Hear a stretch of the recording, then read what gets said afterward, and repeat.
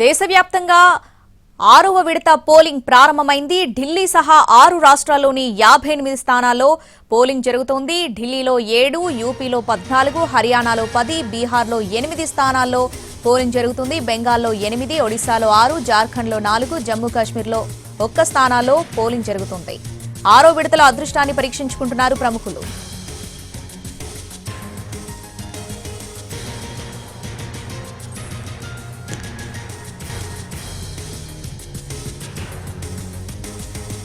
Right, 6వ విడత polling సంబంధించి పూర్తి అప్డేట్స్ మా ప్రతినిధి ప్రసాద్ లైవ్ లో అందిస్తారు. ప్రసాద్,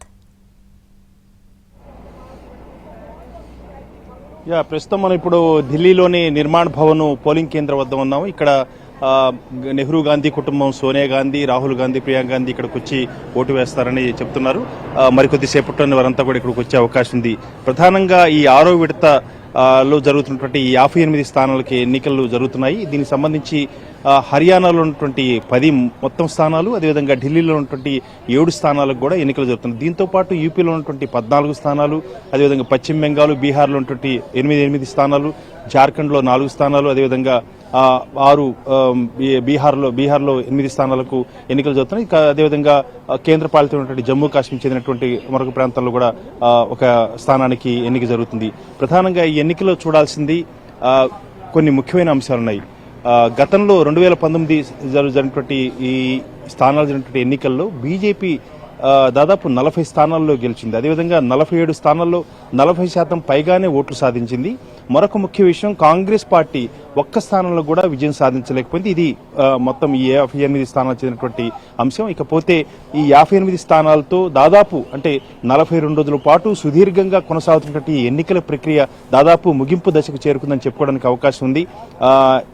ఇప్పుడు ఈ రోజు జరుగుతున్నటువంటి 58 స్థానాలతో పాటు జూన్ 1వ తేదీన జరిగే 57 స్థానాలకు జరిగే ఎన్నికలతో మొత్తం ఈ ఎన్నికల తంతు మొత్తం కూడా పూర్తవుతుంది. 543 లోక్సభ స్థానాలకు గాను ఇప్పటి వరకు కూడా 428 స్థానాలకు ఎన్నికలు జరిగాయి. ఇక 58 స్థానాలు ఈ రోజు, అదేవిధంగా జూన్ 1వ తేదీన 57 స్థానాలతో మొత్తం ఈ ఓటింగ్ ప్రక్రియ ఎన్నికలంతా కూడా తతంగం అంతా కూడా పూర్తవుతుంది. ఇకపోతే జూన్ 4వ తేదీన ఎన్నికల ఫలితాలు. ఇక మరీ ముఖ్యంగా చేయాలంటే ఈ 58 స్థానాల్లో ప్రధానంగా జమ్మూ కాశ్మీర్లో జరిగినటువంటి స్థానాలు జరిగే ఎన్నికలు ముఫ్తీ మొహమ్మద్ సయీద్ ఆమె పోటీ చేస్తున్నారు. దాంతోపాటు అనేకమైనటువంటి ప్రముఖులు, సుల్తాన్పూర్లో మేనకా గాంధీ పోటీ చేస్తుంది. అదేవిధంగా నవీన్ జిందాల్ కురుక్షేత్ర స్థానం నుంచి పోటీ చేస్తున్నారు. మరీ ముఖ్యంగా చెప్పాలంటే ఆమ్ ఆద్మీ పార్టీ, అదేవిధంగా కాంగ్రెస్ పార్టీ, ఈ 2 పార్టీలు కూడా సంయుక్తంగా ఒక పొత్తులో భాగంగా ఇటు ఢిల్లీలోను హర్యానాలోను పోటీ చేస్తున్నాయి. హర్యానాలో ఒక ఆపు మాత్రం కేవలం కురుక్షేత్రంలో నుంచి మాత్రమే పోటీ చేస్తుంది. మిగిలిన 9 స్థానాలకు కూడా కాంగ్రెస్ పార్టీ పోటీ చేస్తుంది. ఇక ఢిల్లీకి సంబంధించి 4 స్థానాల్లో ఆమ్ ఆద్మీ పార్టీ పోటీ చేస్తుండగా 3 స్థానాల్లో కాంగ్రెస్ పార్టీ పోటీ చేస్తుంది.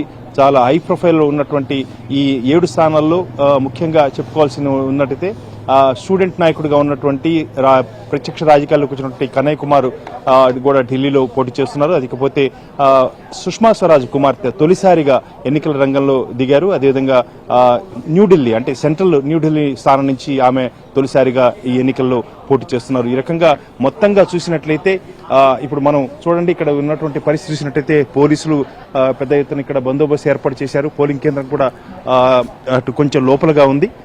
ఒకరొక్కరుగా ఇప్పుడంతా కూడా ఉదయం పూట పూర్తి స్థాయిలో 46 డిగ్రీలకు ఉష్ణోగ్రతలు నమోదవుతున్న ఈ తరుణంలో ఢిల్లీలోని అందరూ కూడా దాదాపు ఉదయం పాటునే ఎక్కువగా వచ్చేందుకు అవకాశం ఉంది. వారంతా కూడా ప్రయత్నం చేస్తున్నారు. మరికొద్దిసేపట్లోనే అన్ని ఏర్పాట్లు కూడా పూర్తయ్యాయి. ఇకపోతే ఎన్నికల సంబంధించి మనం మాట్లాడుకోవాల్సి వస్తే హర్యానాలో కురుక్షేత్ర నుంచి ఆపు పోటీ చేస్తుంది. ఇకపోతే ఢిల్లీలో 3 స్థానాల్లో కాంగ్రెస్ పార్టీ పోటీ చేస్తుండగా ప్రముఖుల్లో మరీ చెప్పుకోవాల్సి వస్తే బీజేపీ అభ్యర్థిగా నవీన్ జిందాల్ కురుక్షేత్ర స్థానం నుంచి పోటీ చేస్తున్నారు. ఇకపోతే దీపేంద్ర సింగ్ కూడా హర్యానా నుంచి రోహతక్ నుంచి పోటీ చేస్తున్నారు. మరి ముఖ్యంగా రాజ్బబ్బరు, అదేవిధంగా ధర్మేంద్ర ప్రధాన్, రాధామోహన్ సింగ్ ఒరిస్సాలో ఇలాంటి స్థానాల్లో ప్రముఖులు ఈసారి 58 స్థానాల్లో పోటీ చేస్తున్నటువంటి వారిలో ప్రముఖులుగా ఉన్నారు. మరికొద్దిసేపట్లోనే ప్రముఖులు ఈ పోలింగ్ కేంద్రానికి వచ్చి ఓటింగ్ వేసుకునేందుకు అవకాశం ఉన్నట్టుగా తెలుస్తుంది. సోనియా గాంధీ, రాహుల్ గాంధీ, ప్రియాంక గాంధీ ఈ పోలింగ్ కేంద్రంలో తమ ఓటు హక్కును వినియోగించుకుంటారు. Right Prasad, thanks for the updates.